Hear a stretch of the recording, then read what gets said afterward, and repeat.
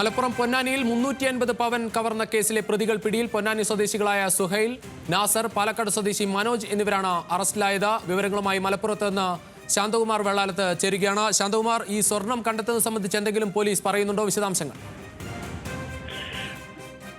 Police സ്വർണം കണ്ടെത്തുന്നതിന് വേണ്ടിയുള്ള അന്വേഷണം തുടരുകയാണ്. 8 മാസം മുമ്പ്, അതായത് കഴിഞ്ഞ ഏപ്രിൽ മാസത്തിലാണ് ഈ കവർച്ച നടന്നത്. പൊന്നാനി ഐശ്വര്യ തിയേറ്ററിന് സമീപത്ത് ഉള്ള പ്രവാസി രാജേഷിന്റെ വീട്ടിലാണ് കവർച്ച നടന്നത്. രാജേഷും കുടുംബവും ദുബായിലാണ് താമസിക്കുന്നത്.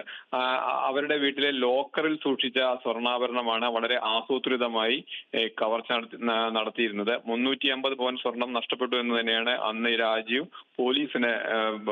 രാജേഷ് പോലീസിനോട് പരാതിയിൽ പറയുകയും ചെയ്തിരുന്നത്.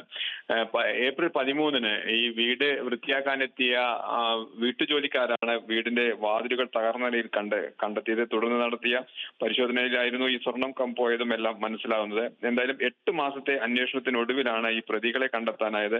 ഈ പ്രതികൾ കവർച്ച നടത്തിയതിനൊപ്പം തന്നെ വീട്ടിലെ CCTV ക്യാമറകളും അതിന്റെ ഹാർഡ് ഡിസ്കും എല്ലാം കവർന്നിരുന്നു.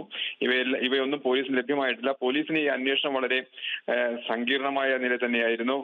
സമീപത്തെ വീടുകളിലെ CCTVകളും അതുപോലെ തന്നെ മൊബൈൽ ഫോൺ ലൊക്കേഷനും എല്ലാം പരിശോധിച്ചും ആണ് വിശദമായ പരിശോധനയും അന്വേഷണം നടത്തിയിട്ടാണ് ഈ 3 പേരിലേക്ക് എത്തിയത്. ഈ 3 പേർ, 2 പേർ പൊന്നാനി സ്വദേശികളാണ്, ഒരാള് പാലക്കാട് സ്വദേശിയുമാണ്.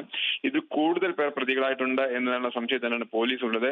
ഇതിന്റെ കൂടുതൽ വിവരങ്ങൾ മാധ്യമങ്ങളോട് നാളെ പറയുന്നതിന് വേണ്ടി ജില്ലാ പോലീസ് മേധാവി വാർത്താ സമ്മേളനവും നാളെ വിളിച്ചിട്ടുണ്ട്. എന്തായാലും 8 മാസത്തിന്റെ അന്വേഷണത്തിനൊടുവിൽ 3 പേരെ 350 പവൻ സ്വർണം കവർന്ന കേസിൽ പിടിയിലായത് പോലീസിനെ അഭിമാനിക്കാവുന്ന കാര്യം കൂടിയാണ്. രജീഷ്. ശരി ശാന്തകുമാർ, എന്തായാലും പൊന്നാനിയിൽ നടന്ന 350 പവൻ സ്വർണം കവർന്ന കേസിലെ പ്രതികൾ പിടിയിലായിരിക്കുന്നു. സ്വർണം സംബന്ധിച്ചുള്ള വിവരങ്ങൾ അന്വേഷിക്കുകയാണ് പോലീസ്. എന്തായാലും നാളെ ജില്ലാ പോലീസ് മേധാവി വാർത്താ സമ്മേളനവും വിളിച്ചിട്ടുണ്ട്. വിവരങ്ങൾ നൽകിയായിരുന്നു മലപ്പുറത്ത് നിന്ന് ശാന്തകുമാർ വെള്ളാലത്ത്.